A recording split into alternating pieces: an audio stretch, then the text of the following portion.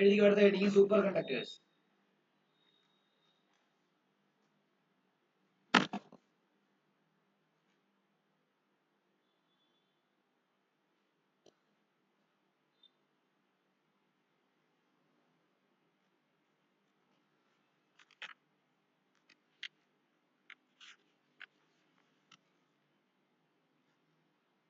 Super conductors എന്ന് പറഞ്ഞാൽ എന്താണെന്നറിയോ? A super conductor conductor is a substance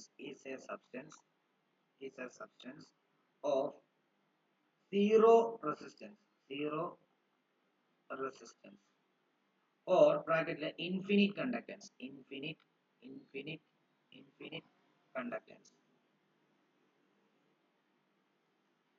at very low temperature. അതായത് super conductor എന്ന് പറഞ്ഞാൽ എന്താണെന്ന് അറിയാമോ? സീറോ റെസിസ്റ്റൻസ് ആയിരിക്കും. സീറോ റെസിസ്റ്റൻസ് എന്ന് പറഞ്ഞാൽ സീറോ റെസിസ്റ്റൻസ് ആണെങ്കിൽ നല്ല രീതിയിൽ കറണ്ട് കണ്ടക്ട് ചെയ്യത്തില്ലേ? ഇല്ലേ? സീറോ റെസിസ്റ്റൻസ് അല്ലെങ്കിൽ infinite conductance. Zero resistance zero ആണെങ്കിൽ കണ്ടക്ടൻസ് എന്തായിരിക്കും? നല്ല കൂടുതലായിരിക്കും, ഇൻഫിനിറ്റ് ആയിരിക്കും, ഇല്ലേ? ടെമ്പറേച്ചർ വളരെ ലോ ടെമ്പറേച്ചറിൽ ഈ ഒരു കണ്ടീഷൻ സാറ്റിസ്ഫൈ ചെയ്യുന്ന ആൾക്കാരെയാണ് നമ്മൾ എന്തെന്ന് പറയുന്നത്?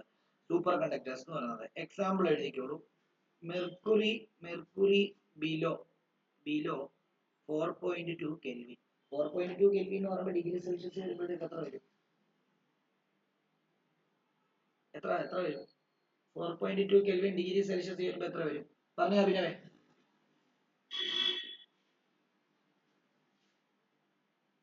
എത്ര വരും? സാറേ മനസ്സിലായില്ല. 4.2 കെൽവിൻ എന്ന് പറയുമ്പോൾ ഡിഗ്രി സെൽഷ്യസിലാകുമ്പോൾ എത്ര വരും?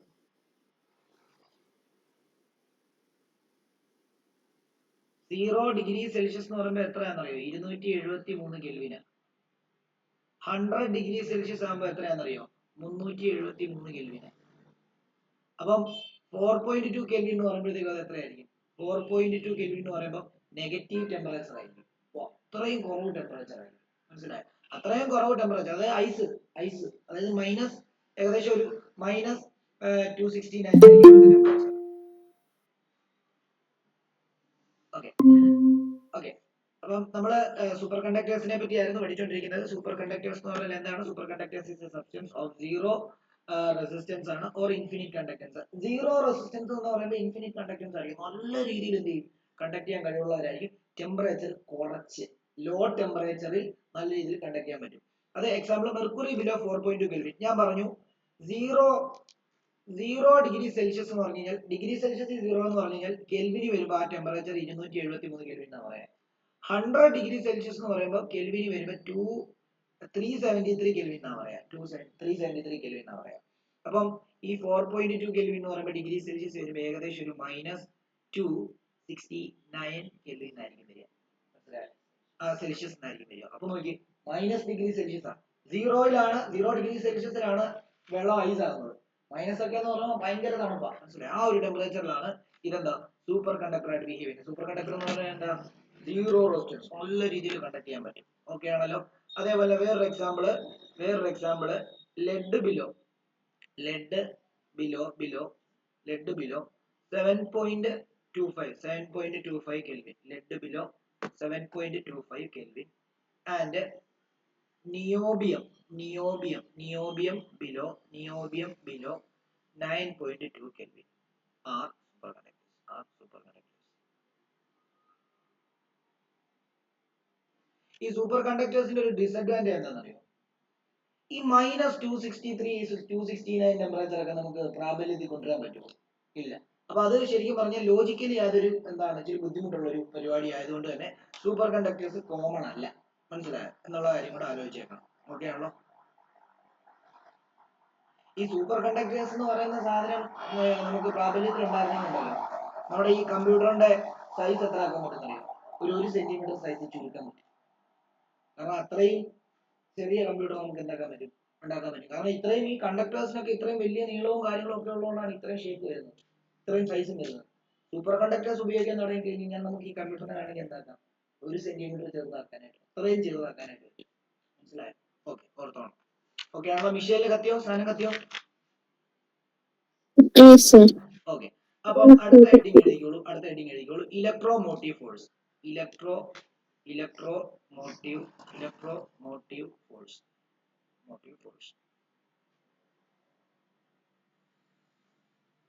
of cell എന്ന് പറഞ്ഞു electromotive force of cell. ഈ ഇലക്ട്രോമോട്ടീവ് ഫോഴ്സ് എന്ന് പറയുന്നത് മോട്ടീവ് എന്ന് പറഞ്ഞാൽ എന്താ? മോട്ടീവ് എന്ന് പറയുമ്പോൾ നമ്മളെ മോട്ടിവേറ്റ് ചെയ്യുന്നത് അല്ലേ? അതേപോലെ ഇലക്ട്രോമോട്ടീവ് ഫോഴ്സ് നമ്മൾ ഇലക്ട്രോണിനെ മോട്ടിവേറ്റ് ചെയ്യുന്നത്. ഞാൻ കഴിഞ്ഞ ദിവസം പറഞ്ഞായിരുന്നു, നമ്മള് ഒരു കണ്ടക്ടറിനകത്ത് ഇലക്ട്രോൺ ഉണ്ട്. ഈ ഇലക്ട്രോൺസ് ഫ്ലോ ചെയ്താലല്ലേ ഇതിനകത്ത് കറണ്ട് ഉണ്ടാകത്തുള്ളൂ. ഇലക്ട്രോൺസ് ഫ്ലോ ചെയ്യാൻ വേണ്ടി നമ്മൾ എന്ത് കൊടുക്കും? നമ്മൾ ഇതിന്റെ അറ്റത്ത് ഒരു ബാറ്ററിയുടെ പോസിറ്റീവും ഇതിന്റെ അറ്റത്ത് ബാറ്ററിയുടെ നെഗറ്റീവ് കണക്ട് ചെയ്യും. അപ്പൊ എന്ത് ചെയ്യും? ഈ ഇലക്ട്രോൺസിനെല്ലാം നെഗറ്റീവ് ചാർജ് ആയതുകൊണ്ട് ഇതെല്ലാം ബാറ്ററിയുടെ പോസിറ്റീവിലോട്ട് ഫ്ലോ ചെയ്യും. അപ്പൊ കറണ്ട് ഉണ്ടായി. കറണ്ട് ഉണ്ടാകുന്ന ഇലക്ട്രോണിന്റെ ഡയറക്ഷൻ ഓപ്പോസിറ്റ് ഡയറക്ഷൻ ആയിരിക്കും കറണ്ട് ഉണ്ടാവും. ഓക്കെ, അങ്ങനെ ഇലക്ട്രോണിന്റെ മണ്ടയ്ക്ക് ചെയ്യുന്ന വർക്ക്, ഇലക്ട്രോണിനെ മൂവ് ചെയ്യിക്കാൻ വേണ്ടി നമ്മൾ കൊടുക്കുന്ന ഈ ബാറ്ററിയുടെ പൊട്ടൻഷ്യലിനെയാണ് നമ്മൾ എന്തെന്ന് പറയുന്നത്? EMF എന്ന് പറയുന്നത്. ബാറ്ററിക്ക് കൊടുക്കാൻ പറ്റുന്ന മാക്സിമം പൊട്ടൻഷ്യൽ. ഇപ്പൊ നിങ്ങളൊരു മറ്റേ ക്ലോക്കിന്റെ ബാറ്ററി മേടിക്കുകയാണെങ്കിൽ അതില് 1.5 വോൾട്ട് എന്ന് എഴുതി വെച്ചിട്ടുണ്ട്. ആ 1.5 വോൾട്ട് എന്ന് പറയുമ്പോൾ അതിന്റെ EMF. ഓക്കെ, എന്നാൽ പ്രാബല്യത്തിൽ ഈ 1.5 ഇവിടെ വരത്തില്ല. ഒരു 1.48 അല്ലെ 1.49 വരുള്ളൂ വെളിയിൽ, ഇതിന്റെ വെളിയിൽ ഈ ഭാഗത്ത്. കാരണം ഇതിനകത്ത് ഈ പറഞ്ഞ പോലെ തന്നെ ആനോഡും ഗ്യാഥോഡും, നമ്മൾ ഇലക്ട്രോളിസിസ് പഠിച്ചില്ലേ കെമിസ്ട്രിക്കകത്ത്, ഇതിനകത്ത് ആനോഡും ഗ്യാഥോഡും ഒക്കെ ഉള്ളതുകൊണ്ട് അതിനകത്ത് ആനോഡിനും ഗ്യാഥോഡിനും ഒക്കെ ചെറിയ റെസിസ്റ്റൻസ് ഉണ്ടാവും ഇലക്ട്രോലൈറ്റിനൊക്കെ. അതിനുവേണ്ടി കുറച്ച് ഉപയോഗിച്ചിട്ട് ബാക്കിയുള്ളത് പൊട്ടൻഷ്യൽ മാത്രമേ എന്ത് ചെയ്യത്തുള്ളൂ? പുറത്തേക്ക് വരത്തുള്ളൂ. ആ പുറത്തേക്ക് വരുന്ന പൊട്ടൻഷ്യലിനെ നമ്മൾ ടെർമിനൽ പൊട്ടൻഷ്യൽ ഡിഫറൻസ് എന്നായിരിക്കും പറയാം. ഓക്കെ ആണല്ലോ? അല്ലെ ടെർമിനൽ വോൾട്ടേജ് എന്നായിരിക്കും പറയാം. അപ്പം ഇലക്ട്രോമോട്ടീവ് ഫോഴ്സ് എന്ന് പറയുമ്പോൾ ഒരു ബാറ്ററിക്ക് കൊടുക്കാൻ പറ്റുന്ന മാക്സിമം വോൾട്ടേജ് ആണ് എന്ത്? ഒരു ബാറ്ററിക്ക് കൊടുക്കാൻ പറ്റുന്ന മാക്സിമം പൊട്ടൻഷ്യൽ, അതാണ് ഇലക്ട്രോമോട്ടീവ് ഫോഴ്സ്. എന്നാൽ ആ മാക്സിമം പൊട്ടൻഷ്യൽ വെച്ചിട്ട് അത് വെളിയിലോട്ട് തരുന്നത് എത്രയാണോ അതായിരിക്കും എന്ത്? അതിന്റെ എന്ത്? ടെർമിനൽ വോൾട്ടേജ് എന്ന് പറഞ്ഞു കഴിഞ്ഞാൽ. നമുക്കത് ഒന്ന് എഴുതിയിട്ട് പറയാം, നോക്കിക്കോളൂ. ഇച്ചിരി കൺഫ്യൂസിംഗ് ആണ് ഈ topic. The electric cell maintains a constant difference in potential between the two conductor. അതിനെ നമ്മൾ ഇലക്ട്രോഡ് എന്ന് പറയും. ഇലക്ട്രോഡ്സ് or terminals എന്ന് പറയും. terminals in the electrolyte by a chemical reaction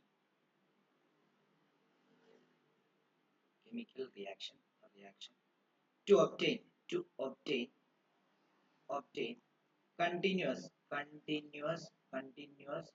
continuous flow of charge between them.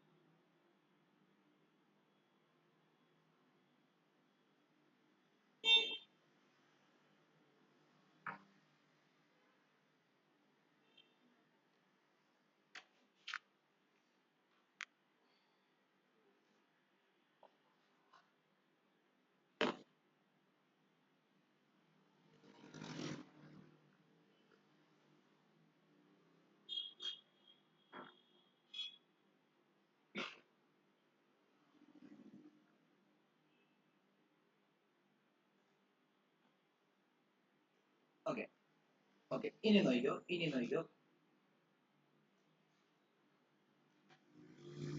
EMF is the ഇതാണ് പഠിക്കേണ്ടത്. EMF is the potential difference. നിങ്ങളുടെ ടെക്സ്റ്റിനകത്തെ പോലെ തന്നെ, ഒരു സെക്കൻഡ്, നിങ്ങളുടെ ടെക്സ്റ്റ് ബുക്കിനകത്ത് നിങ്ങളുടെ പഠിക്കാനുള്ള ഡെഫിനിഷൻ പോലെ തന്നെ തരാം.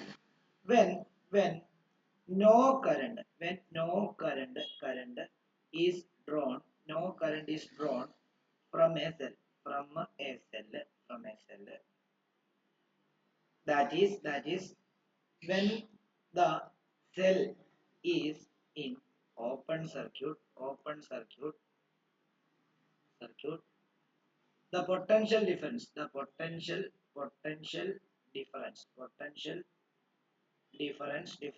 produced potential difference produced by the chemical reaction reaction of the cell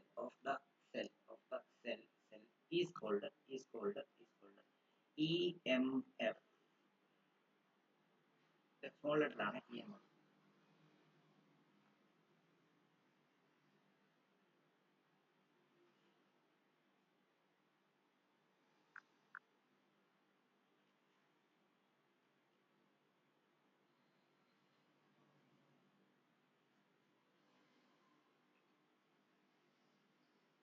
Michel എന്താ EMF എന്നുള്ളത് മനസ്സിലായി? ഇപ്പൊ ഞാൻ പറഞ്ഞു തന്നു.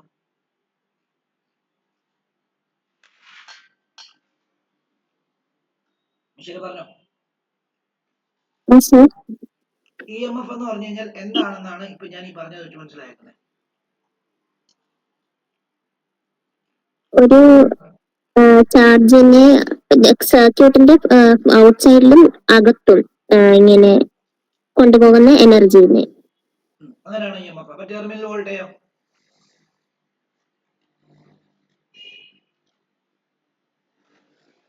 അത് പുറത്ത് മാത്രം കൊണ്ടുപോകുമ്പോൾ പുറത്ത് മാത്രം കൊണ്ടുപോകുന്നത് ആണോ? അങ്ങനെയാണോ? പറഞ്ഞുതരാം. അതായത് ഒരു ഉദാഹരണം ഇവിടെ നോക്കിക്കോണേ. അപ്പം ഞാൻ ഒരു കാര്യം ചെയ്യാം, ഇതും കൂടെ എഴുതിയിട്ട് നോക്കിക്കോളൂ. ഇതും കൂടെ എഴുതിയിട്ട് ഞാൻ പറഞ്ഞുതരാം. The EMF of a cell is generally denoted by symbol E. ഇതിനെ എപ്സിലോൺ എന്ന് പറയും. എപ്സിലോൺ എന്ന് പറയും.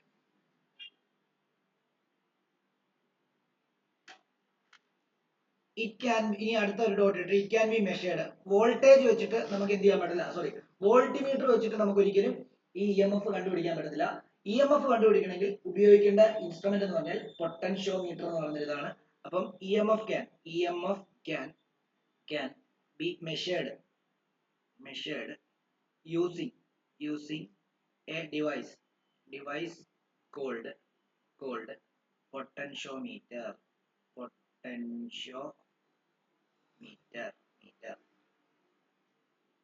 ഇത് ഫോമായിട്ട് എഴുതാം. It can't be measured using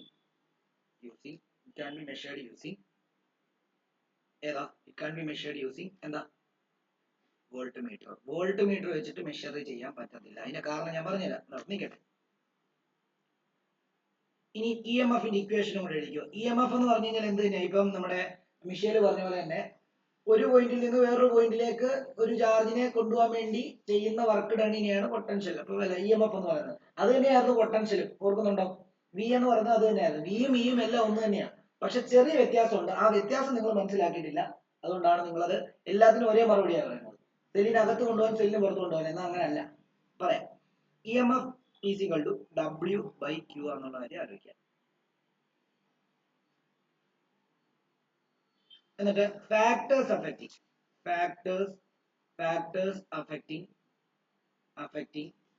EMF of a cell are ഒന്നാന്ന് എഴുതിയിട്ട് the material of electrode, രണ്ടാമത്തേത് the electrolyte used in cell.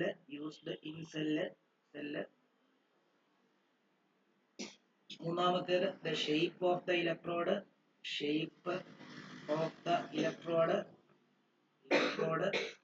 അതേപോലെ തന്നെ നാലാമത്തെ distance between the electrode. നമ്മൾ ഇതെല്ലാം അതിനകത്ത് പഠിച്ചതാ. ഏതാ ഇതിനകത്ത് പഠിച്ച ഇലക്ട്രോളിസിസ് എന്ന് പറഞ്ഞ ചാപ്റ്ററിനകത്ത് കൃത്യമായിട്ട് പഠിപ്പിച്ച ഇതല്ല അല്ലേ? ഇനി അഞ്ചാമത്തേത് എന്താണെന്നറിയാമോ? the amount of electrolyte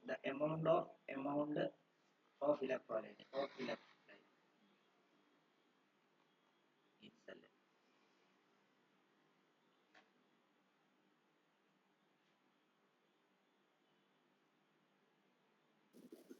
സാറേ എനിക്ക് ഇലക്ട്രോഡ് മനസ്സിലായില്ല. ഏതാ ഇലക്ട്രോഡ് മനസ്സിലായില്ല എന്തുവാണ്. ഇലക്ട്രോഡ് എന്തോന്ന് മനസ്സിലായി? ഇത് ഇലക്ട്രോളിസിസ് ചാപ്റ്റർ പഠിപ്പിച്ചില്ലയോ? ഇതിനകത്ത് അല്ല, ഇതിനകത്ത് എടാ ഇതിനകത്തും അതിനകത്തും ഒന്നേ ഉള്ളൂ. സെല്ല്, ആ സെല്ലിന്റെ പൊട്ടൻഷ്യലാണ്. സെല്ലിനകത്തുള്ള രണ്ട് ആനോഡ് കാഥോഡും ആണ് ഇലക്ട്രോഡ് എന്ന് പറയുന്നത്. ഇവിടെ സെല്ലിനെ പറ്റിയാണ് അല്ല, പറയുന്നത്. ഇതിനകത്തുണ്ട് ഏതാ ഈ ഫിസിക്സിനകത്തും ചെയ്യുന്നതാണ്. എടേ സെല്ല് എന്ന് പറഞ്ഞ ബാറ്ററി എന്ന് പറഞ്ഞു കഴിഞ്ഞാൽ എന്താ? ബാറ്ററി എന്ന് പറയുമ്പോൾ സെല്ല് എന്ന് പറഞ്ഞാൽ എന്താ? അത് ഇലക്ട്രോലിസിസ് നടക്കുന്ന ഒരു ചേംബർ. ഇതെല്ലാം നമ്മൾ അവിടെ പഠിച്ച അതേ സാധനം തന്നെ ഇത്. മനസ്സിലായോ? ആ, അതായത് ഒരു സെൽ എങ്ങനെ ഉണ്ടാക്കുന്നതെന്ന് ചോദിച്ചു കഴിഞ്ഞാൽ ഇവിടെ നോക്കിയോ, ഒരു സെൽ എങ്ങനെ ഉണ്ടാക്കുന്നതെന്ന് ചോദിച്ചു കഴിഞ്ഞാൽ എന്താ, നമ്മൾ ഒരു ഉദാഹരണം, നമ്മളിപ്പോ EMFന്റെ കാര്യം പറയാണ്. നോക്കിയോ, നമ്മൾ ഒരു റഫായിട്ട് വേണം ഒരു പടം വരച്ചോ. നിങ്ങൾ ഒരു പാത്രം എടുക്കുന്നു, ആ പാത്രത്തിനകത്ത് ഏതെങ്കിലും ഒരു ഇലക്ട്രോലൈറ്റ് എടുക്കുന്നു, ഡൈല്യൂട്ട് H2SO4 ആയിക്കോട്ടെ, എന്നിട്ട് അതിനകത്ത് ഒരു കോപ്പറും ഒരു സിങ്കും നിങ്ങൾ എന്ത് ചെയ്തു, മുക്കി വെക്കുന്നു. ഇത് എന്നിട്ട് എന്ത് ചെയ്യുന്നു, ഒരു പോസിറ്റീവ് ആയിരിക്കുന്നു, ഇതെന്താ നെഗറ്റീവ് ആക്കുന്നു. ഓക്കെ ആണല്ലോ. എന്നിട്ട് ഇത് മൊത്തത്തിലാണ് നമ്മൾ കൊണ്ടുപോയി ഒരു സർക്യൂട്ടെ കൊണ്ട് കണക്ട് ചെയ്യുന്നത്. ഓക്കെ, ഇത് സെല്ലാണ് ശരിക്കും. ഇത് പോസിറ്റീവ് ടെർമിനല്, ഇത് നെഗറ്റീവ് ടെർമിനല്. ഇതിനിടയിൽ ഉണ്ടാകുന്ന പൊട്ടൻഷ്യലിനെയാണ് നമ്മൾ എന്തെന്ന് പറയുന്നത്? EMF എന്ന് പറയുന്നത്. EMF എപ്സിലോൺ എന്ന് പറയുന്നത്. ഇനി EMFന്റെ ബാറ്ററിയുടെ സിമ്പൽ എന്ന് പറയുമ്പോൾ, ഇതിലെ സെല്ലിന്റെ സിമ്പൽ എന്ന് പറയുമ്പോൾ ഇങ്ങനെയാണ്. ഇതിനിടയ്ക്കുണ്ടാകുന്ന പൊട്ടൻഷ്യൽ ഡിഫറൻസിനെയാണ് നമ്മൾ EMF എന്ന് പറയുന്നത്. ഈ ബാറ്ററിയുടെ പോസിറ്റീവിനും നെഗറ്റീവിനും ഇടയ്ക്ക് ഉണ്ടാകുന്ന, അതിന്റെ ഉള്ളിൽ ഉണ്ടാകുന്ന, ബേസിക് ആയിട്ട് പറയുകയാണെങ്കിൽ.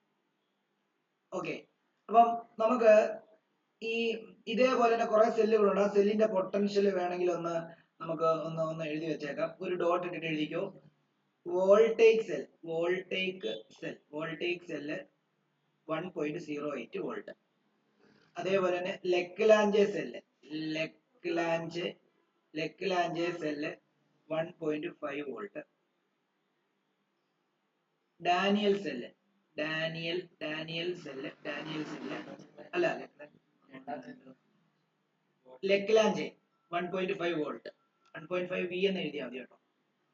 1.5 V എന്ന് എഴുതിയാൽ മതി. ഡാനിയൽ സെല്ലിന്റെ പൊട്ടൻഷ്യൽ 1.08 വോൾട്ട്. ഇനി ടെർമിനൽ വോൾട്ടേജ് കൂടെ പറഞ്ഞിട്ട് ഞാൻ അതിന്റെ വ്യത്യാസം പറഞ്ഞുതരാം. ടെർമിനൽ വോൾട്ടേജ് എന്നോട് ഹെഡിങ് എഴുതിക്കും. ടെർമിനൽ വോൾട്ടേജ് ഇതും കൂടെ പറഞ്ഞിട്ട് അതിന്റെ എക്സാമ്പിൾ പറഞ്ഞുതരാം. എഴുതിക്കും.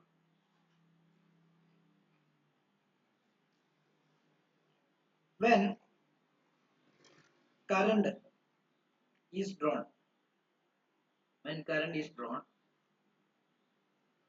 from a cell, that is, the cell is in closed circuit.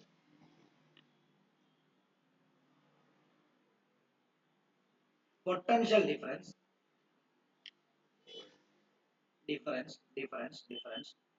between the electrode of the cell is known as its terminal voltage.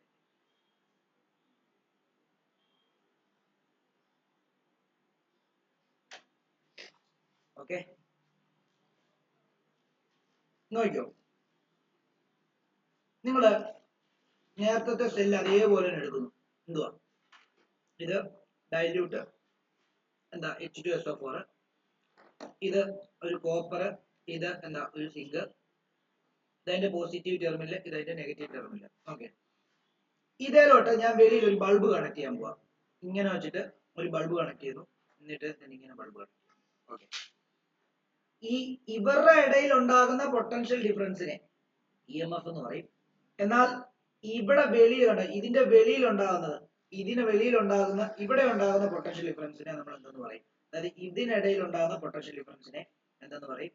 Terminal voltage V എന്ന് പറയും. അത് നിങ്ങൾക്ക് ഇങ്ങനെ പറഞ്ഞാൽ മനസ്സിലാക്കാനായിട്ട് ഉദ്ദേശിക്കും. ഇതല്ലേ നമ്മുടെ മിഷേൽ പറഞ്ഞ ഡെഫിനിഷൻ ഇതല്ലേ?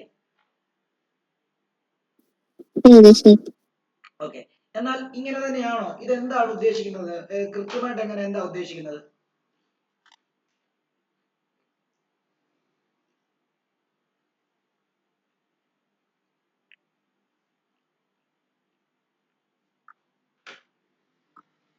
പറയാമോ?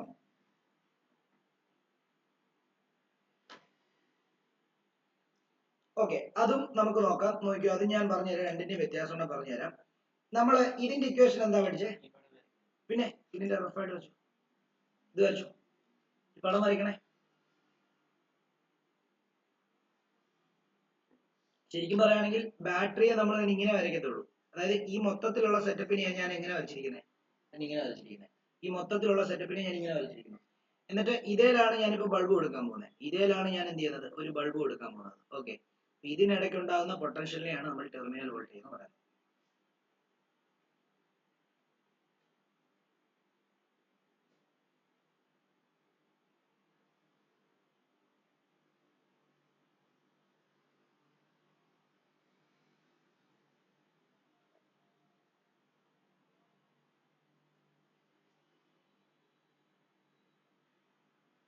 ഓക്കെ, അപ്പം ഇവിടെ നമുക്കൊരു ചാർജ്, നമുക്കറിയാലോ ചാർജ് ഇതുവഴി ഫ്ലോ ചെയ്താൽ മാത്രമേ ഇതിനകത്ത് കറണ്ട് ഉണ്ടാകത്തുള്ളൂ. ശരിയല്ലേ? ചാർജ് ഫ്ലോ ചെയ്യണമെങ്കിൽ എന്ത് ചെയ്യണം? ചാർജിന്റെ മണ്ടയ്ക്ക് ഒരു വർക്ക് ചെയ്യണം. ചാർജിന്റെ മണ്ടയ്ക്ക് വർക്ക് ചെയ്യാൻ വേണ്ടി ആരെയാണ് നമ്മൾ സഹായത്തിന് വിളിച്ചിരിക്കുന്നത്? സെല്ലിനെ. സെല്ല് എന്ത് ചെയ്യുന്നു? ഓരോ ചാർജിന്റെ മണ്ടയ്ക്ക് ചെയ്യുന്ന വർക്ക് തന്നെ. അപ്പം ഒരു ചാർജിനെ വേണ്ട ഇവിടെ നിന്ന്, ഒരു ചാർജിനെ ഇവിടെ നിന്ന് ഇങ്ങനെ ഒഴുക്കി ഒഴുക്കി ഒഴുക്കി ഒഴുക്കി ഒഴുക്കി ഒഴുക്കി ഒഴുക്കി ഒഴുക്കി ഒഴുക്കി ഒഴുക്കി ഇവിടെ വരെ കൊണ്ടുവരാൻ ചെയ്യുന്ന വർക്ക് ഡണിനെയാണ് നമ്മൾ എന്ത്? Work done per unit. അതിനെയാണ് ടെർമിനൽ വോൾട്ടേജ് എന്ന് പറയുന്നത്. അതായത് ഇങ്ങനെ, അതായത് ഒരു ടെസ്റ്റ് ചാർജിനെ ഇവിടെ നിന്ന്, ഒരു ചാർജിന് സിംഗിൾ ചാർജിന് ഈ ഒരു ചാർജിനെ ഇവിടെ നിന്ന് ഇങ്ങനെ ഒഴുക്കി ഒഴുക്കി ഒഴുക്കി ഒഴുക്കി ഒഴുക്കി ഇതുവഴി വന്ന് ഇങ്ങനെ വന്ന് ഇവിടം വരെ കൊണ്ടുവരുമ്പോൾ അവിടെ കറണ്ട് ഉണ്ടാവും. ഓക്കെ, അപ്പൊ ആ ചാർജിനെ ഇവിടെ വരെ കൊണ്ടുവരാൻ വേണ്ടി നമ്മൾ ചെയ്ത വർക്ക് ഡണ്ണിനെയാണ് നമ്മൾ എന്തെന്ന് പറയുന്നത്? ടെർമിനൽ വോൾട്ടേജ് എന്ന് പറയുന്നത്. എന്നാൽ ഈ ബാറ്ററി ഇത് ഇ എം എഫ് എന്ത് തന്നെ? ഇ എം എഫ് അത് തന്നെ. ഇ എം എഫ് ഫിസിക്കൽ എന്നാണ് നമ്മൾ എഴുതിയത്? W/Q എന്ന് തന്നെ എഴുതിയത്. ഇവിടെ നമ്മൾ എഴുതാൻ പോകുന്നത് എന്ത് തന്നെയാ? Terminal voltage is equal to W dash divided by Q. അതെന്താ? ഈ W ഡാഷും W തമ്മിലുള്ള വ്യത്യാസമുണ്ട്. അതും വർക്ക് ബൈ ചാർജ് ആണ്, ഇതും വർക്ക് ബൈ ചാർജ് ആണ്. അവിടെ എന്ത് വർക്കാ, ഏത് വർക്കാ കൺസിഡർ ചെയ്യുന്നത്?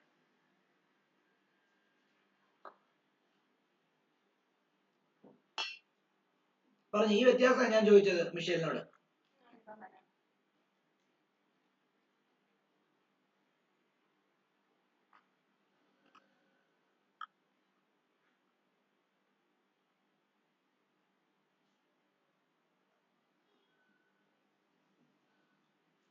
ഈ W ഡാഷും മറ്റേ നേരത്തെ എഴുതിയ W തമ്മിൽ എന്താ വ്യത്യാസം?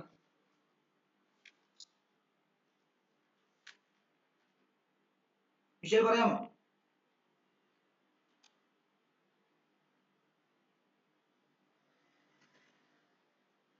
മിഷേൽ പറയാമോ? മിഷേൽ, അഭിനവന് പറയാമോ? തനക്ക് പറയാമോ ഈ വ്യത്യാസം?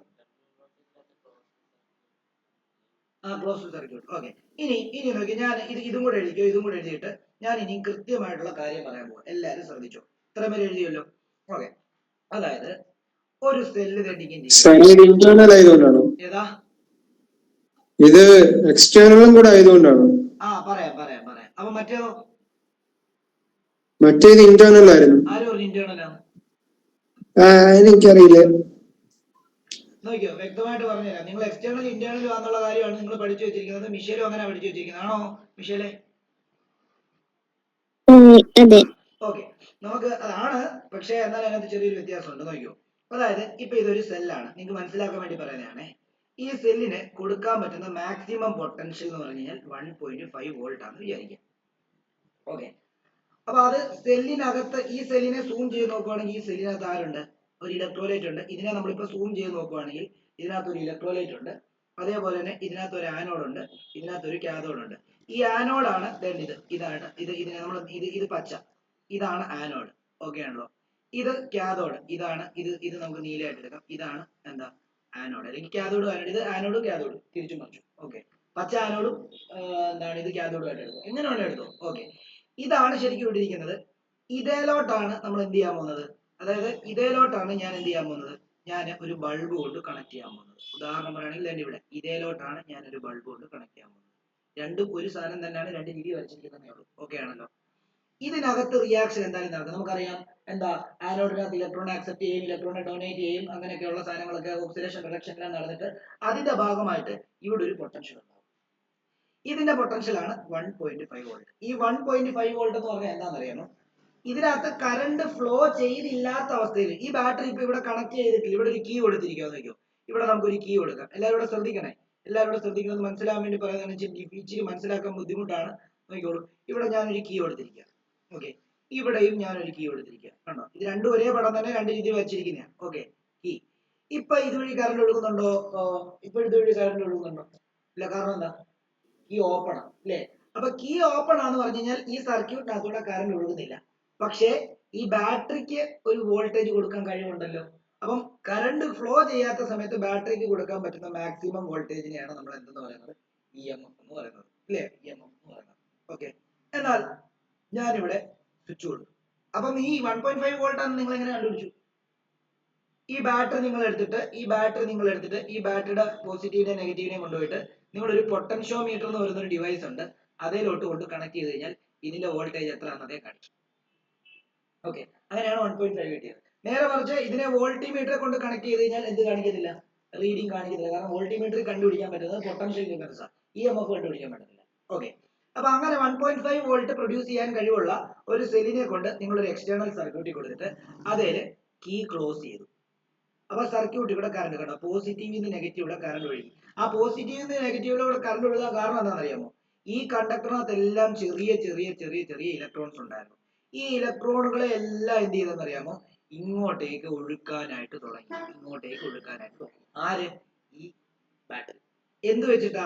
അവന്റെ 1.5 വോൾട്ട് പൊട്ടൻഷ്യൽ വെച്ചിട്ട്. ഓക്കെ, എന്നാൽ ഈ വെളിയില് നിങ്ങൾ ഇപ്പൊ ഇവിടത്തെ പൊട്ടൻഷ്യൽ നിങ്ങൾക്ക് കണ്ടുപിടിക്കണം. നിങ്ങൾ ഒരു വോൾട്ടിമീറ്റർ എടുത്തിട്ട് ഇങ്ങനെ പാരലായിട്ട് കൊടുത്തു കഴിഞ്ഞാൽ ഇവിടത്തെ പൊട്ടൻഷ്യൽ ഡിഫറൻസ് കിട്ടും. ഈ പൊട്ടൻഷ്യൽ ഡിഫറൻസിൽ ഒരിക്കലും 1.5 കാണത്തില്ല, 1.49 വോൾട്ടേ കാണത്തുള്ളൂ. 1.49 വോൾട്ടേ കാണത്തുള്ളൂ. ഓക്കെ, അപ്പം ഈ 1.549 വോൾട്ടേജിനെയാണ് നമ്മൾ എന്തെന്ന് പറയുന്നത്? ടെർമിനൽ വോൾട്ടേജ് എന്ന് പറയുന്നത്. ഓക്കെ ആണല്ലോ. ഈ 1.5നെയാണ് നമ്മൾ എന്തെന്ന് പറയുന്നത്? EMF എന്ന് പറയുന്നത്. അപ്പം ഒരു ബാറ്ററിക്ക് കൊടുക്കാൻ പറ്റുന്ന മാക്സിമം പൊട്ടൻഷ്യൽ ഡിഫറൻസ് ആയിരിക്കും അതിന്റെ EMF. എന്നാൽ അത് ഏതെങ്കിലും ഒരു സർക്യൂട്ടിൽ കണക്ട് ചെയ്ത് കഴിയുമ്പോഴത്തേക്കും അതിന്റെ എഫക്റ്റീവ് ആയിട്ട് വരുന്ന സാധനമായിരിക്കും അതിന്റെ ടെർമിനൽ വോൾട്ടേജ്. ഓക്കെ ആണല്ലോ. അപ്പം ബാക്കി 0.01 എവിടെ പോയി? അത് ഡ്രോപ്പ് ചെയ്ത് പോയി. അത്രയും വോൾട്ടേജ് ഡ്രോപ്പ് ചെയ്ത് പോയി. ഓക്കെ, അതിനെയാണ് വോൾട്ടേജ് ഡ്രോപ്പ് എന്ന് പറയുന്നത്. ഇനി W തമ്മിലുള്ള വ്യത്യാസം എന്താണെന്ന് പറയാം, നോക്കിക്കോ. EMF ടെർമിനൽ വോൾട്ടേജിനെക്കാളും എപ്പോഴും കൂടുതലായി. മനസ്സിലായോ? ഓക്കെ, ഇവിടെ ശ്രദ്ധിച്ചോ. അതായത് ഇപ്പൊ ഈ വർക്കിന്റെ കാര്യം പറയാം, നോക്കിയോ. ഇതിനകത്ത് നടക്കുന്ന വർക്കിനെ അല്ല W എന്ന് പറയുന്നത്. ഇതിനകത്ത് നടക്കുന്ന വർക്കല്ല, ഇവിടുന്ന് ഒരു വർക്ക് ഡൺ നടന്നിട്ട് ഇതിനകത്ത് ഒരു വർക്ക് ഡൺ നടന്നിട്ട് ആ ഇലക്ട്രോണെ ഇവിടുന്ന് ഇങ്ങനെ പോയിട്ട് മൊത്തത്തിൽ തിരിച്ചു കൊണ്ടുവന്നിട്ട് ഇവിടെ വന്നിട്ട് ഇതുവഴി വന്നിട്ട് ഇതിനകത്തോട്ട് തന്നെ ഇവിടത്തെയും കൂടെ വർക്ക് ചേർത്തിട്ടാണ് എന്തെന്ന് പറയുന്നത്? ശരിക്കും W എന്ന് പറയുന്നത്. W' എന്ന് പറഞ്ഞാൽ എന്താ? W' എന്ന് പറയുമ്പോൾ വേണ്ട ഈ വെളിയിലുള്ള വർക്ക്, അതായത് ഈ ടെർമിനലിന്റെ പുറത്തുനിന്ന് വേണ്ട ഇവിടെ നടക്കുന്ന വർക്ക് ഡൺ, ഇത്രയും ഭാഗത്ത് നടക്കുന്ന വർക്ക് ഡണ്ണിനെയാണ് W' എന്ന് പറയുന്നത്. അപ്പൊ W എന്ന് പറയുന്നത് കൂടുതലായിരിക്കും, W' എന്ന് പറഞ്ഞാൽ കുറവായിരിക്കും. ഈ W-ൽ നിന്ന് W' കുറച്ച് കഴിഞ്ഞാൽ നമുക്ക് ആ ഡ്രോപ്പ് ചെയ്ത് എത്രയാണോ അത്രയും മാർക്ക് കിട്ടും. അതിനെ നമ്മൾ വീണ്ടും ഒരു സ്മോൾ W എന്നാക്കി എടുക്കും. W' എന്ന് പറയുമ്പോൾ മൊത്തം വർക്ക് എന്ന് പറയുമ്പോൾ ഈ സെല്ലിനകത്ത് നടക്കുന്ന വർക്ക് പ്ലസ് ഈ വെളി നടക്കുന്ന എല്ലാ വർക്കും. W എന്ന് പറഞ്ഞാൽ എന്താ? W എന്ന് പറയുമ്പോൾ ഈ എക്സ്റ്റേണൽ സർക്യൂട്ടിൽ മാത്രം നടക്കുന്ന വർക്ക്. മിഷേല് മനസ്സിലായോ? മിഷേല് പറയുന്നത് W എന്ന് പറയുന്നത് അകത്ത് നടക്കുന്ന വർക്കാണോ? ഇപ്പൊ മനസ്സിലായ ഐഡിയ? അതായത് W എന്ന് പറയുന്നത് ശരിക്കും പറഞ്ഞാൽ ടോട്ടൽ, അതായത് അകത്തും ഇതെല്ലാം കൂടെ നടക്കുന്ന വർക്കാണ്. നിങ്ങളൊന്ന് വായിച്ചു നോക്കിയാൽ മതി. ഇഫ് W is the, അല്ലെങ്കിൽ നോക്കി, EMF of a cell is defined as the energy spent per unit charge in taking a positive test charge around the complete circuit of the cell. അതായത് എന്നിട്ട് അവിടെ ബ്രാക്കറ്റിൽ കൊടുത്തിട്ടുണ്ട്, ഇൻ ദ സർക്യൂട്ട് അല്ല in the circuit outside the cell as well as inside the electrolyte എന്ന് കൊടുത്തിട്ടുണ്ട്. അതായത് ഈ വെളിയിലുള്ള ഈ ഭാഗത്തെ വർക്ക് പ്ലസ് അകത്ത് ഇലക്ട്രോലൈറ്റിനകത്ത് ഒരു വർക്ക് നടക്കുന്നുണ്ട്. അതെല്ലാം കൂടെ ചേർത്തിട്ടാണ് ടോട്ടൽ വർക്കാണ് നമ്മൾ ഈ ഡബ്ല്യു ക്യാപിറ്റൽ ഡബ്ല്യു തരുന്നത്. ഇത് ക്യാപിറ്റൽ ഡബ്ല്യു ഡാഷ് എന്ന് പറഞ്ഞു കഴിഞ്ഞാൽ അവിടെ ഈ വെളി ഭാഗത്ത് മാത്രം നടക്കുന്നത്. വെളി ഭാഗത്ത് കറണ്ട് ഉണ്ടാവണമെങ്കിൽ എന്ത് ചെയ്യണം? ഓപ്പൺ സർക്യൂട്ട് ആണെങ്കിൽ മാത്രമേ നടക്കുള്ളൂ. ശരിയല്ലേ?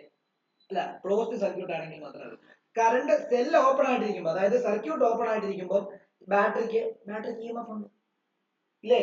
സെൽ ഓപ്പൺ ആയിട്ടിരിക്കുമ്പോൾ ബാറ്ററിക്ക് EMF ഉണ്ട്. ബാറ്ററിക്ക് കൊടുക്കാൻ പറ്റുന്ന മാക്സിമം വോൾട്ടേജ് 1.5 ആണെങ്കിൽ 1.5 അതിനുണ്ട്. എന്നാൽ സെൽ ഓപ്പൺ ആണെങ്കിൽ അവിടെ ടെർമിനൽ വോൾട്ടേജ് എന്ന് പറയുന്ന കൺസെപ്റ്റ് ഉണ്ടോ? ഇല്ല. ടെർമിനൽ വോൾട്ടേജ് ഉണ്ടാവണമെന്നുണ്ടെങ്കിൽ സെല്ല് ക്ലോസ് ചെയ്യുമ്പോൾ വെളിയിൽ ഉണ്ടാകുന്ന വർക്ക് ഡണ്ണിനെയാണ് ടെർമിനൽ വോൾട്ടേജ് എന്ന് പറയുന്നത്. എപ്പോഴും EMF ടെർമിനൽ വോൾട്ടേജിനെക്കാട്ടും എന്തായിരിക്കും? കൂടുതലായിരിക്കും എന്നുള്ള കാര്യം ആലോചിക്കുക. അപ്പൊ അവർ തമ്മിൽ ഒരു വ്യത്യാസമുണ്ട്. അവർ തമ്മിൽ ഇല്ലേ? ശരിയല്ലേ? ഇവിടെ നടക്കുന്ന വർക്കും ഇവിടെ ഈ അകത്ത് മൊത്തം വർക്കിനെക്കാട്ടിലും കുറവായിരിക്കും വെളിയിൽ നടക്കുന്ന വർക്ക്. അപ്പൊ അവർ തമ്മിൽ ഒരു വ്യത്യാസമുണ്ട്. ആ വ്യത്യാസത്തിനെയാണ് നമ്മൾ അടുത്ത പഠിക്കാൻ പോകുന്നത് വോൾട്ടേജ് ഡ്രോപ്പ് എന്ന് പറയുന്നത്. ഓക്കെ ആണല്ലോ? ഐഡിയ കിട്ടിയോ? 3 പേർക്കും കിട്ടിയോ? നമ്മുടെ സനിക്കും അഭിനവിനും അതേപോലെ തന്നെ നമ്മുടെ മിഷേലിനും ഇപ്പൊ കിട്ടിയോ ഐഡിയ? കിട്ടി സർ. മിഷേൽ, സന, കിട്ടി സർ. ഓക്കെ. ഇനി നിങ്ങൾ എഴുതേണ്ടത് എന്താണെന്നറിയാമോ? ഇനി നിങ്ങൾ എഴുതേണ്ടത് ഇതാണ്. അതായത് വോൾട്ടേജ് ഡ്രോപ്പ്. അപ്പൊ നമ്മൾ W പഠിച്ചു, W ഡാഷ് പഠിച്ചു. W എന്ന് പറയുമ്പോൾ സെല്ലിനകത്തെ ആ ടെർമിനലിന്റെ മൊത്തത്തിലുള്ള വർക്കാണ് W അല്ലേ? അതാണ് നമ്മൾ EMF. W ഡാഷ് എന്ന് പറഞ്ഞാൽ എന്താ? W ഡാഷ് എന്ന് പറയുമ്പോൾ എക്സ്റ്റേണൽ സർക്യൂട്ടിൽ മാത്രം നടന്ന വർക്ക്. ഓക്കെ. ഇനി ഇവർ തമ്മിൽ എന്തായാലും ഒരു വ്യത്യാസം ഉണ്ടാവും. ആ വ്യത്യാസത്തിനെയാണ് വോൾട്ടേജ് ഡ്രോപ്പ് എന്ന് പറയുന്നത്. ഓക്കെ ആണല്ലോ? ഓക്കെ. അങ്ങനെയാണെങ്കിൽ നമുക്ക് ഇങ്ങനെ എഴുതാം. അടുത്തത് വോൾട്ടേജ് ഡ്രോപ്പിനെ cell. Voltage drop in a cell. വോൾട്ടേജ് ഡ്രോപ്പിന്റെ സെല്ലിനെ നമുക്ക് ഇങ്ങനെ എടുക്കാം. സ്മോൾ ലെറ്റർ വി, വെരി ചെറിയ വി ആണ്, ചെറിയ വി എടുക്കണം. ഈസ് ഈക്വൽ ടു ചെറിയ W ഡിവൈഡഡ് ബൈ Q. നേരത്തെ കേസിൽ വിയും വലുതായിരുന്നു, ഡബ്ല്യൂയും വലുതായിരുന്നു. W ഡാഷിന്റെ ഡബ്ല്യൂയും വലുതായിരുന്നു. ഓക്കെ.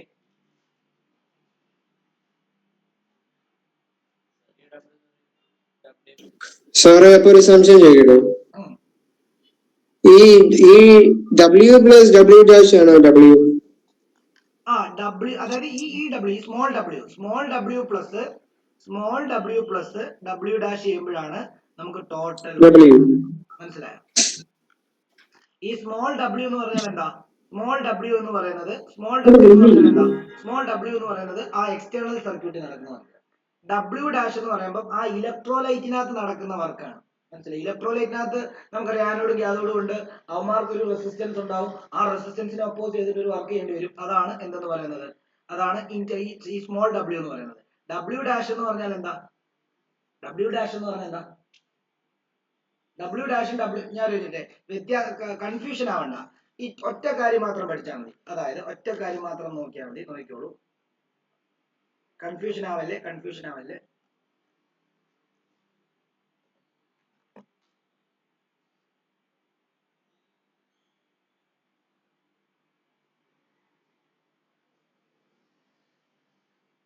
ഇതിന്റെ ഡെഫിനിഷനും കൂടെ എഴുതിക്കോ. എന്നിട്ട് ആ റിലേഷൻഷിപ്പ് പറയുമ്പോൾ ആ മൊത്തത്തിലുള്ള ഇത് ഞാൻ തരാം. റിലേഷൻഷിപ്പ് പറയുമ്പോൾ ഇതിന്റെ ഡെഫിനിഷനും കൂടെ എഴുതിക്കോ. The work done per unit charge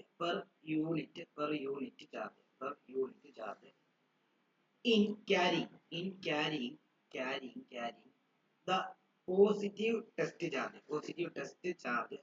charge through the electrolyte. Okay ആണല്ലോ? ആ ഇലക്ട്രോലൈറ്റിനകത്തൂടെ ചാർജിനെ കൊണ്ടുവന്നു. അപ്പം ഒരു കാര്യം ആലോചിച്ചോണം. നമുക്ക് ഇവിടെ ഒരു സെല്ലുണ്ട്. ഓക്കെ, ഇവിടെ ഒരു സെല്ലുണ്ട്.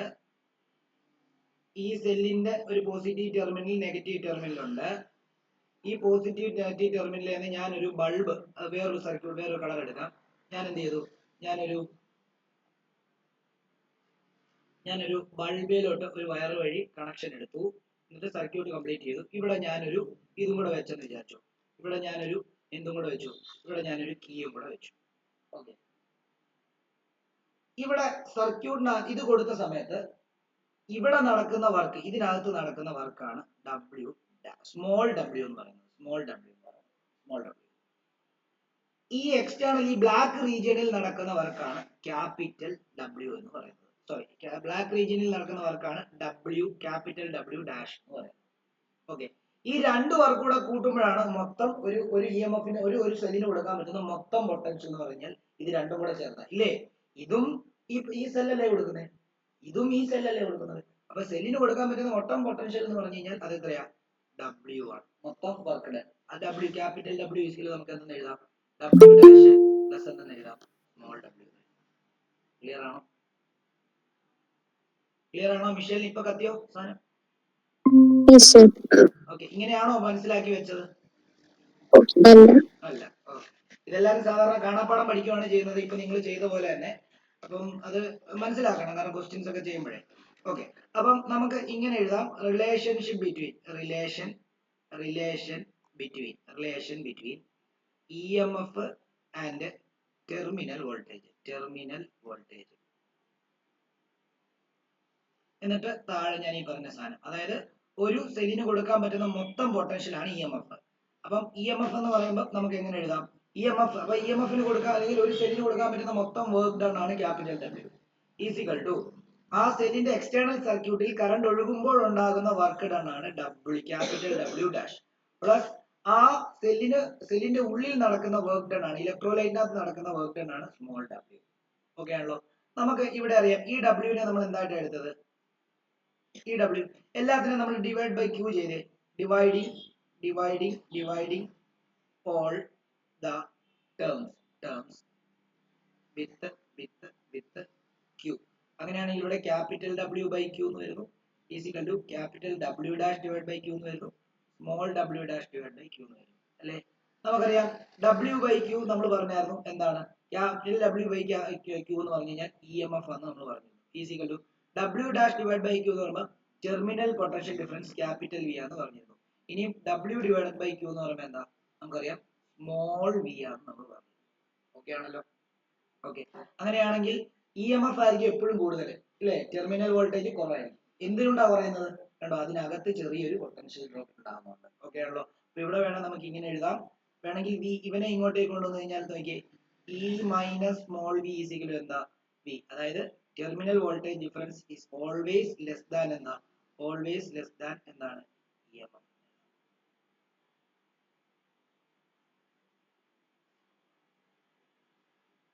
ഐഡിയ കിട്ടിയെന്ന് വിശ്വസിക്കുന്നു.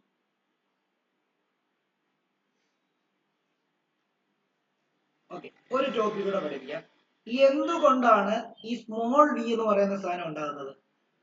അതായത് സ്മോൾ v എന്ന് പറയുന്ന സാധനം എവിടെ ഉണ്ടാകുന്നതാ? അതാ ഇലക്ട്രോലൈറ്റിൽ ഉണ്ടാകുന്നതല്ലേ. അതെന്തുകൊണ്ടാണെന്നറിയോ? ഈ ഇലക്ട്രോലൈറ്റ് എന്ന് പറയുമ്പോൾ നമുക്ക് ആനിയോണും കാറ്റിയോണും ഒക്കെ അല്ലേ ഇലക്ട്രോലൈറ്റിനകത്തുള്ളത് അല്ലേ. അതിനും ഈ പറഞ്ഞ പോലെ തന്നെ നാച്ചുറൽ ആയിട്ട് ഒരു റെസിസ്റ്റൻസ് ഉണ്ട്. ഏതൊരു ഇലക്ട്രോലൈറ്റിക് സൊല്യൂഷൻ എടുക്കുകയാണെങ്കിൽ അവിടെ റെസിസ്റ്റൻസ് ഉണ്ട്. ഈ ആനോഡിനും കാഥോഡിനും, സെല്ലിനകത്തുള്ള ആനോഡിനും കാഥോഡിനും, അതും മെറ്റൽസ് ആണ്, അതിനും റെസിസ്റ്റൻസ് ഉണ്ട്. അപ്പൊ അതിനെയൊക്കെ ഓവർകം ചെയ്താലേ ഈ ചാർജ് ഫ്ലോ ചെയ്യുള്ളൂ. ആ ഓവർകം ചെയ്യാൻ വേണ്ടിയുള്ള പൊട്ടൻഷ്യൽ ആണ് അവിടെ ഈ സ്മോൾ v ആയിട്ട് എടുക്കുന്നത്. ഓക്കെ ആണല്ലോ? അങ്ങനെയാണെങ്കിൽ അവിടെ ഉള്ളിലുണ്ടാകുന്ന റെസിസ്റ്റൻസിനെ നമ്മൾ ഇന്റേണൽ റെസിസ്റ്റൻസ് എന്നാണ്. അപ്പൊ വളരെ ചെറിയ റെസിസ്റ്റൻസ് ആയതുകൊണ്ടാണ് നമ്മൾ ഇതുവരെ അതിനെ നമ്മൾ കൺസിഡർ ചെയ്യുന്നത്. എന്നാൽ ഈ ചാപ്റ്ററിനകത്ത് ആ അകത്തുള്ള ബാറ്ററിയുടെ അകത്തുള്ള റെസിസ്റ്റൻസിനെയും കൂടെ നമ്മൾ കൺസിഡർ ചെയ്യണം. അതിനെ നമ്മൾ ഇന്റേണൽ റെസിസ്റ്റൻസ് എന്ന് പറയുന്നത്. അപ്പൊ അടുത്ത ഹെഡിങ് എഴുതിക്കോളൂ, ഇന്റേണൽ റെസിസ്റ്റൻസ്. ഈ difference between EMF and terminal voltage നിങ്ങൾ പഠിച്ചേക്കണം. അതുകൊണ്ട് ഓൾറെഡി നമ്മളിപ്പോ പറഞ്ഞതിനകത്ത് അതെല്ലാം പറഞ്ഞിരുന്നു, ഞാൻ എഴുതിക്കുന്നില്ലേ. അപ്പം internal resistance.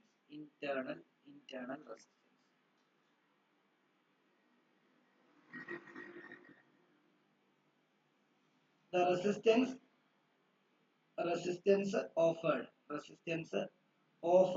by the electrolyte resistance offered by the electrolyte inside the cell to the flow of current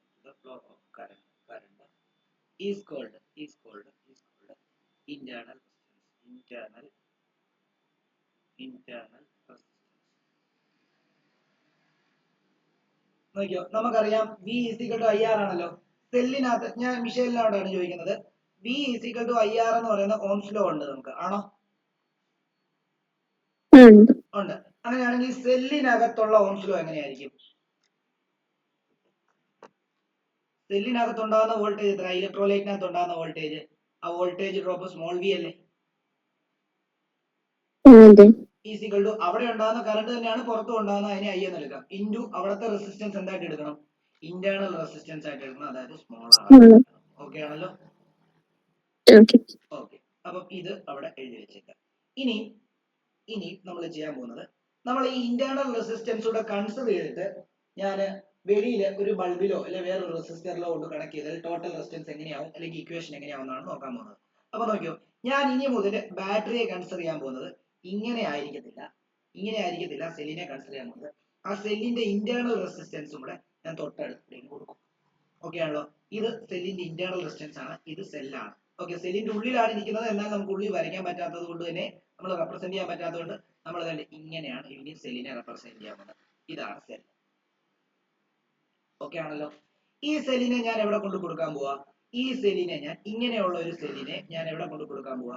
ഇങ്ങനെ ഒരു സെല്ലിനെ ഞാൻ നേരെ എക്സ്റ്റേണലി ഒരു ബൾബിന് പകരം ഞാൻ ഈ തവണ ഒരു റെസിസ്റ്റർ ആണ് എടുക്കുന്നത്. ഒരു റെസിസ്റ്റർ. ഇത് സെല്ലാണ്, ഇത് മൊത്തത്തിൽ ഒരു സെല്ലാണ്, ഇത് മൊത്തത്തിൽ ഒരു സെല്ലാണ്, ഇത് മൊത്തത്തിൽ ഒരു സെല്ലാണ്. ആ സെല്ലിന്റെ ഇന്റേണൽ റെസിസ്റ്റൻസ് ആണ് R. ഇത് ഞാൻ എക്സ്റ്റേണലി ഒരു എന്തിക്കൊണ്ട് കണക്ട് ചെയ്യാൻ പോവാ? ഒരു റെസിസ്റ്റർ R കൊണ്ട് കണക്ട് ചെയ്യാൻ പോവാണ്. അപ്പം ഇവിടെ ഞാനൊരു കീയും കൊടുക്കും, ഇവിടെ ഞാനൊരു കീയും കൊടുക്കും. കീ ക്ലോസ് ചെയ്ത് കഴിഞ്ഞാൽ പോസിറ്റീവിൽ നിന്ന് നെഗറ്റീവിലോട്ട് കറണ്ട് ഒഴുകും. ഇലക്ട്രോൺസ് ഒഴുകുന്നത് നെഗറ്റീവിൽ നിന്ന് പോസിറ്റീവിലേക്കാണ്.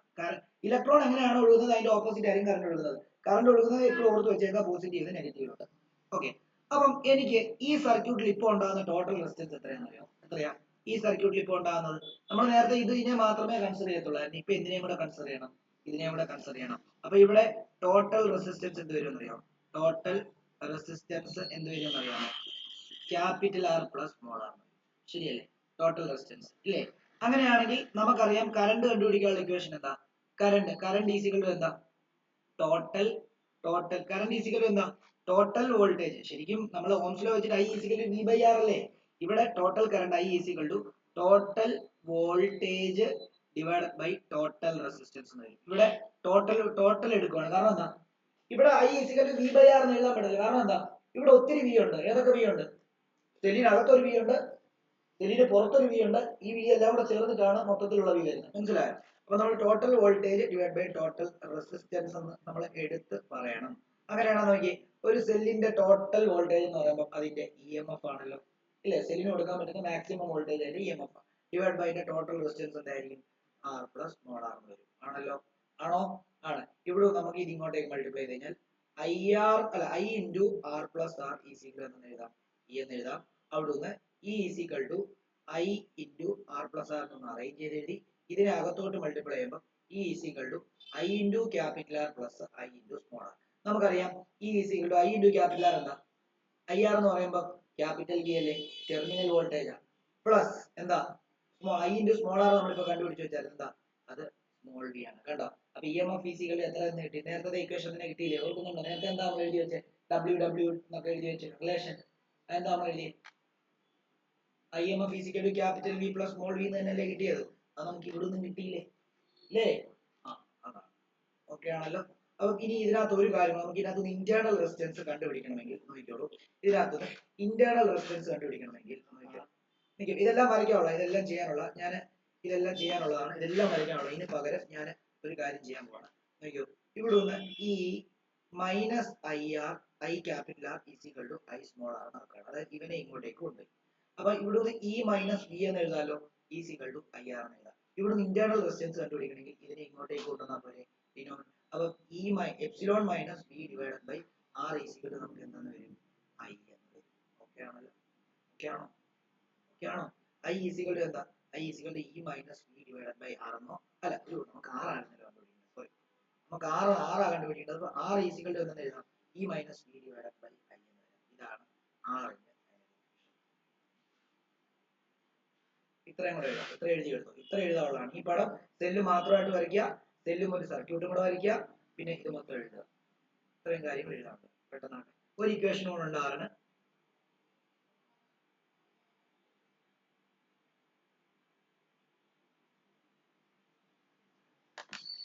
നാളെ ഒരു ക്ലാസ് കൊണ്ട് ഈ ചാപ്റ്റർ തീരുതേ. ഞാൻ ഇന്ന് IMF-ന്റെ ഒക്കെ കുറച്ച് നേരം എടുത്ത് നിങ്ങൾക്ക് മനസ്സിലാവാൻ. അതാണ്.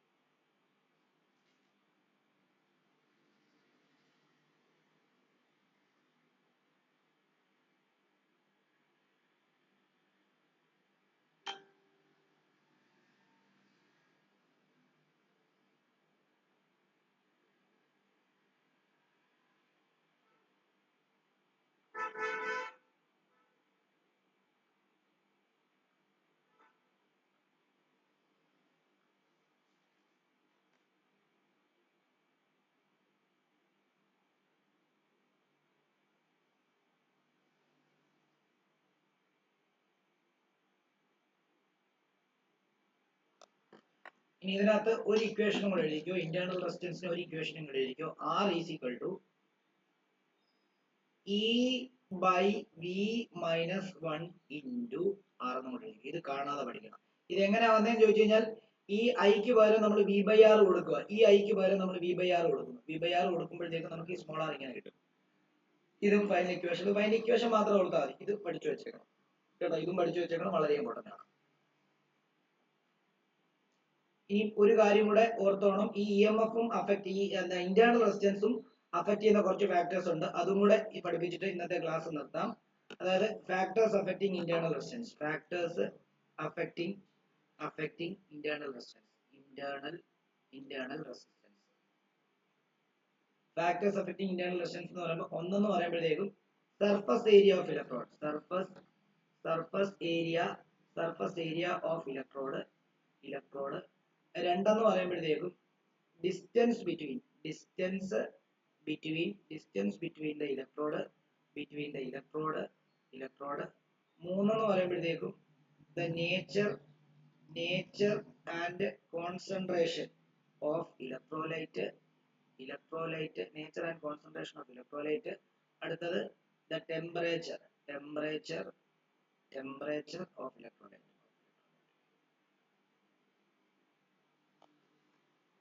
ഇത്രയുമേ ഉള്ളൂ. അപ്പൊ ഇവിടെ ഓർക്കുക, സർഫസ് ഏരിയ ലാർജ് ആണെങ്കിൽ ഇന്റേണൽ റെസിസ്റ്റൻസ് കുറവായിരിക്കും. അതേപോലെ തന്നെ ഡിസ്റ്റൻസ് കൂടുതലാണെങ്കിൽ ഇന്റേണൽ റെസിസ്റ്റൻസ് കൂടുതലായിരിക്കും. അതേപോലെ തന്നെ അയോണിക്, അതായത് എന്താണ്, ഇലക്ട്രോലൈറ്റിന്റെ കോൺസെൻട്രേഷൻ കൂടുതലാണെങ്കിൽ ഇന്റേണൽ റെസിസ്റ്റൻസും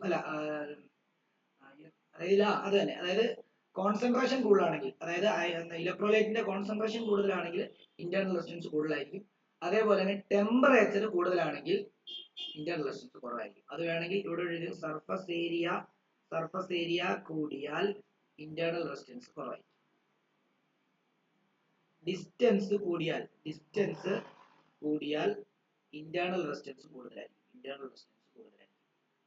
അതേപോലെ തന്നെ